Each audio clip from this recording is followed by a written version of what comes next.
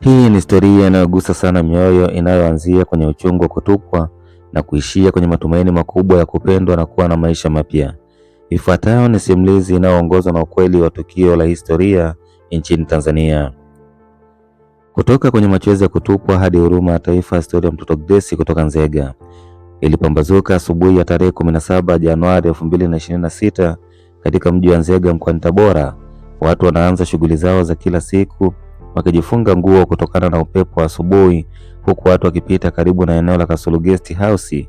Jambo la kushangaza na kuvuta hisia za wengi ni kilio cha mtoto mchanga kilichokuwa kikisikika kwa mbali, kilio chenye nguvu lakini chenye udhaifu wa mtoto aliyeachwa peke yake.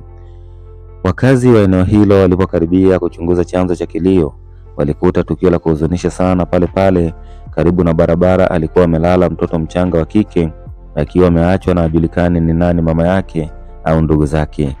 Hakuna ujumbe, hakuna maelezo, hakuna alama yoyote ya utambulisho.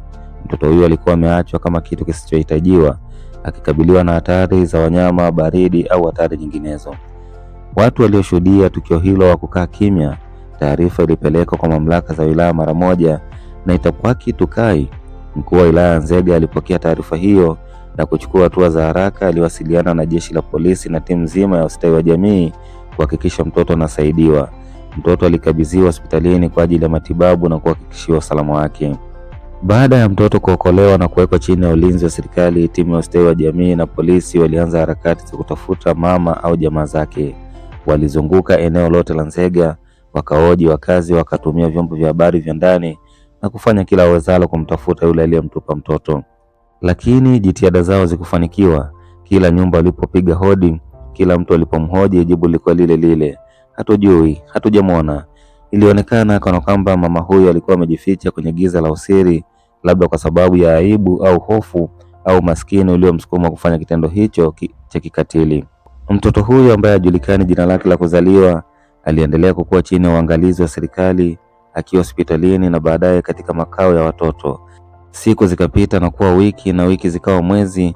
Hakuna aliyekuja kumdai. Habari za mtoto aliyetupwa Nzega zilienea kama moto wa nyika, zilifika kila kona ya Tanzania, kutoka vijijini hadi mjini, na hatimaye zikafika masikioni mwa mtu mmoja mwenye moyo wa huruma, Rais Dr. Samia Suluhu Hassan. Rais aliposikia taarifa za mtoto huyu na jinsi alivyokuwa ameachwa kwenye hatari, moyo wake ulimwaga machozi. Aliona sura ya mtoto huyu asiye na hatia na akaamua kuchukua hatua isiyokuwa ya kawaida kwa kiongozi wa ngazi yake.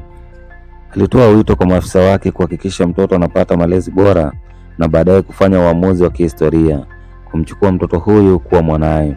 Ilipofika tarehe 11 Machi 2026, Ikulu ya Chamwino mjini Dodoma ilijaa shangwe na hisia tofauti. Siku hiyo Rais Dr. Samia Suluhu Hassan alimpokea rasmi mtoto huyu mchanga. Alivaa nguo nzuri na akakabidhiwa kwa heshima na mkuu wa wilaya ya Nzega na Itapwaki Tukai, mbele ya viongozi wengine na wananchi walioalikwa. Macho ya rais yalimulika kwa furaha alipombeba mtoto huyo mkononi mwake. Katika sherehe fupi lakini yenye maana, rais alimtaja jina mtoto huyo, akampa jina la Grace Samia Suluhu Hassan. Jina la Grace likimaanisha neema, likiwakilisha neema ya Mungu iliyomfikia mtoto huyo kutoka kwenye hali ngumu aliyokuwa nayo. Katika hotuba yake wakati wa hafla hiyo, rais alizungumza kwa kina na kutoa ujumbe mzito kwa wakazi wote. Alisema, wanaotupa watoto hawajui wanalolifanya. Kuliko kumtupa mtoto, ni afadhali ukamkabidhi katika mamlaka za kisheria au kituo cha kulelea watoto. Kila mtoto aliyozaliwa ni hazina na hatujui kesho yake. Maneno haya yaligusa sana waliokuwepo na wote waliosikia taarifa hiyo. Rais alisisitiza kuwa kila mtoto ana thamani na anaweza kuwa kiongozi, mwalimu au mtu muhimu katika jamii ya kesho. Kwa kumtupa mtoto, tunainyima jamii na taifa fursa ya kumwezesha kufikia kile alichokusudiwa. Kuanzia siku hiyo, maisha ya Grace yalibadilika milele. Aliondolewa kwenye hali ya kutupwa na kuingizwa kwenye familia ya kwanza ya Tanzania. Rais Samia aliahidi kumpa Grace malezi bora, elimu, afya na usalama wote watakaohitaji ili kukua na kuwa mtu mzima mwenye kufanikiwa. Grace sasa atakuwa akizungukwa na upendo wa familia ya rais, ambaye pamoja na mume wake Bwana Hafidh Ameir tayari wana watoto 4 wa kuzaliwa na wajukuu. Nyumba ya Ikulu sasa itajaa zaidi kelele za furaha na kicheko cha mtoto mdogo. Stori ya Grace sio stori ya kawaida, Ni historia inayotukumbusha kwamba nyuma ya kila mtoto aliyotupwa kuna maisha yenye thamani, ndoto ambazo hazijatimia na mustakabali ambao haujulikani. Ni historia inayoleta pamoja uchungu wa kutupwa na furaha ya kupokelewa kwa mikono miwili, lakini pia ni historia yenye fundisho kwa jamii nzima.